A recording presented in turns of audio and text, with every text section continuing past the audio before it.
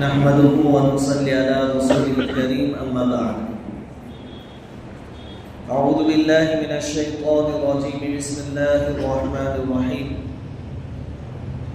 يا أيها الذين آمنوا كتب عليكم الصيام كما كتب على الذين من قبلكم لعلكم تتقون أياما معدودات صدق الله العظيم. بزرگ اور پیارے بھائیوں،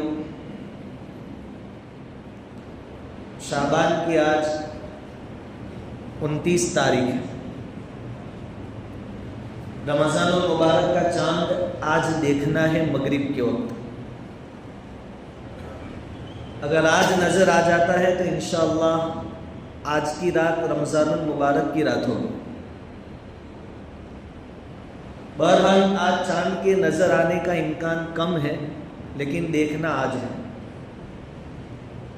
آج نہیں تو کل انشاءاللہ، کل رات سے پھر رمضان کا بابرکت مہینہ شروع ہو جائے گا.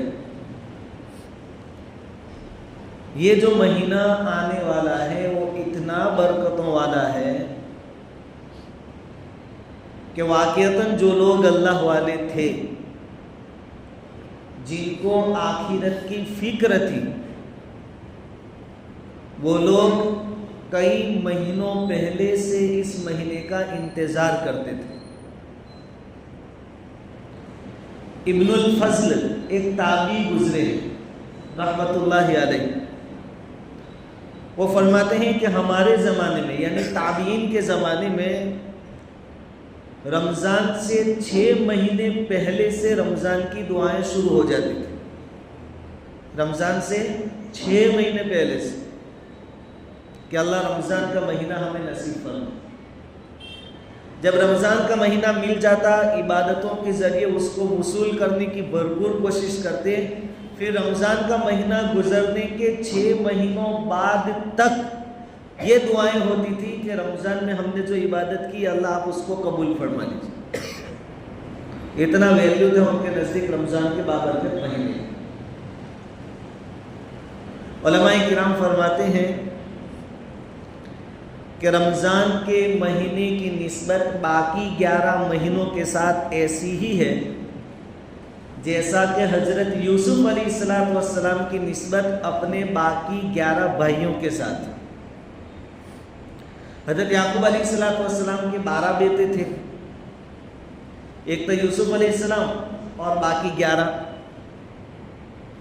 ان 11 بھائیوں نے یوسف علیہ السلام کے ساتھ کیا کیا سلوک کیا، قرآن کریم میں سورہ یوسف میں اس کو تفصیل سے بیان کیا گیا. لیکن ایک یوسف علیہ السلام کی برکت سے اللہ تعالیٰ نے باقی 11 بھائیوں کو بھی معاف کر دیا. تو علماء فرماتے ہیں کہ ایک رمضان کے مہینے کی عبادتوں کی برکت سے اللہ تبارک و تعالیٰ باقی 11 مہینے کے گناہوں کو معاف کر دیتے ہیں.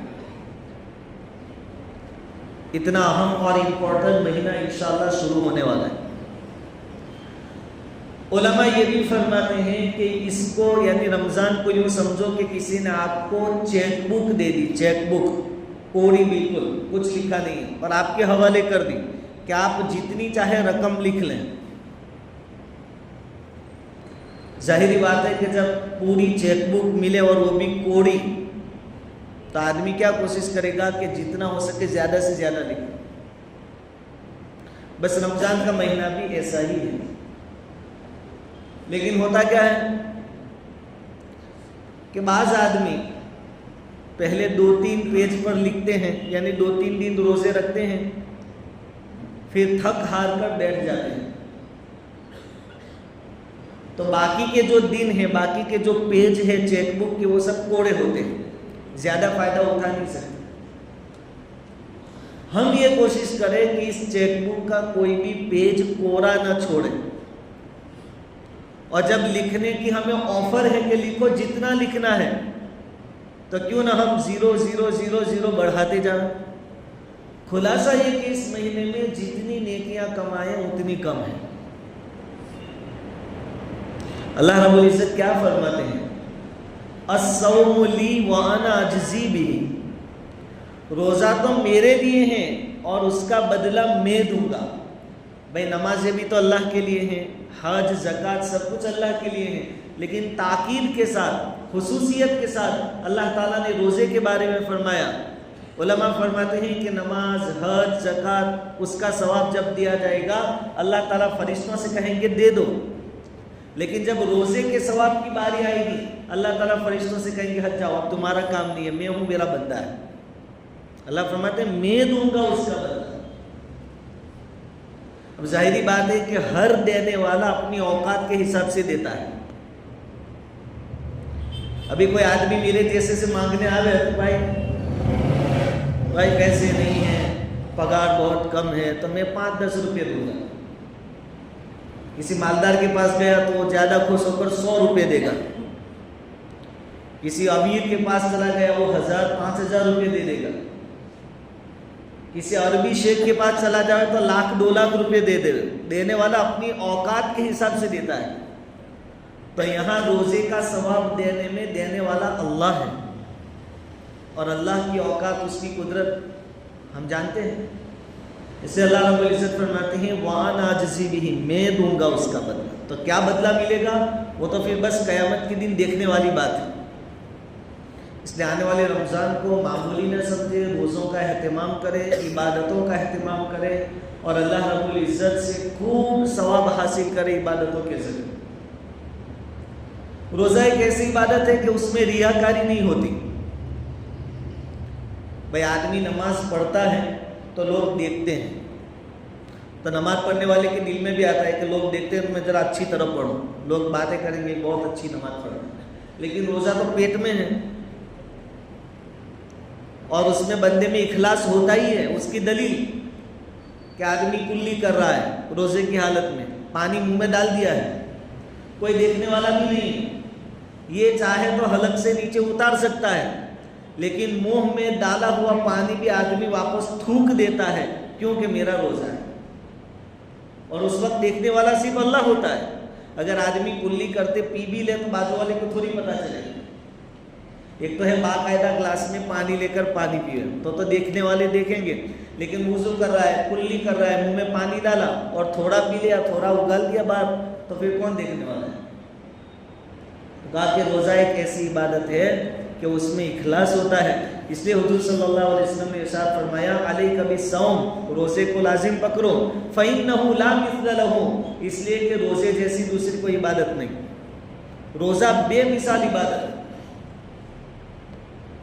اب معمولی عذر کہ بھائی ہم سے بھوک برداشت نہیں ہوتی، اس کی وجہ سے روزہ چھوڑنا، یہ تو بیوقوفی ہے۔ بھوک کے تو فائدے بیان کیے گئے، فائدے، بھوکا رہنے کے فائدے بیان کیے گئے، اور واقعتاً اس کے فائدے ہیں۔ ڈاکٹر لوگ بھی کہتے ہیں بھائی فاسٹنگ کرو، کھانا کم کھاؤ۔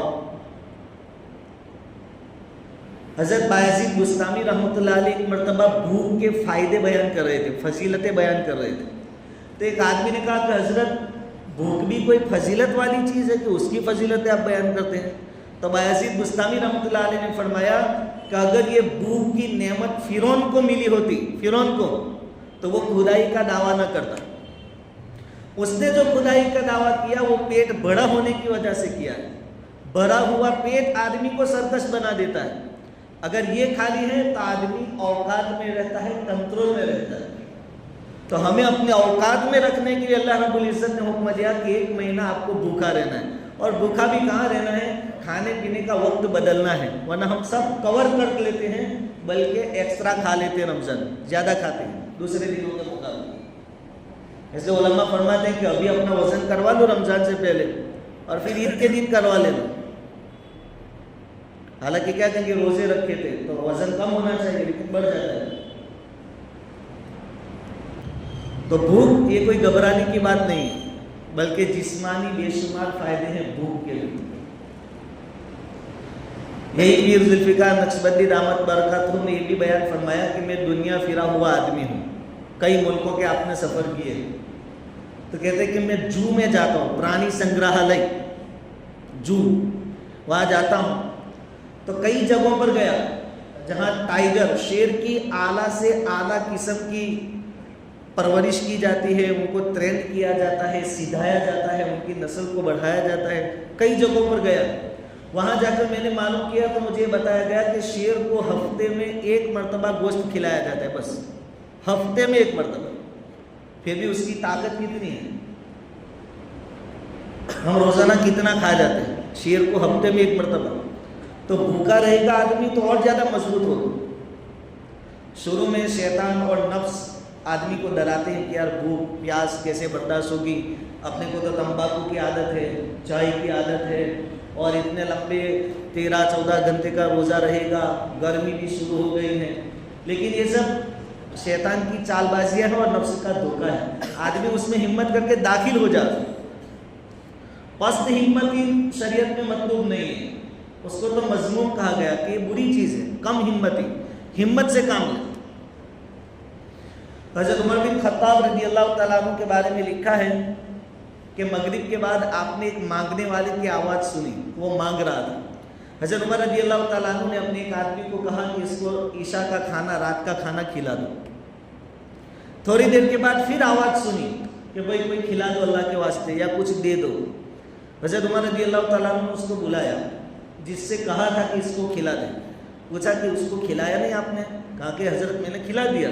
फिर उसको बुलाया जो मांग रहा था, कि भाई तेरे को खिला दिया, पेट भर गया, तू क्यों मांग रहा है? फिर हज़रत उमर रज़ी अल्लाह तआला अन्हु ने उसकी तलाशी ली तो उसके पास एक थैली थी और थैली के अंदर रोटियां थी, जमा कर रहा था।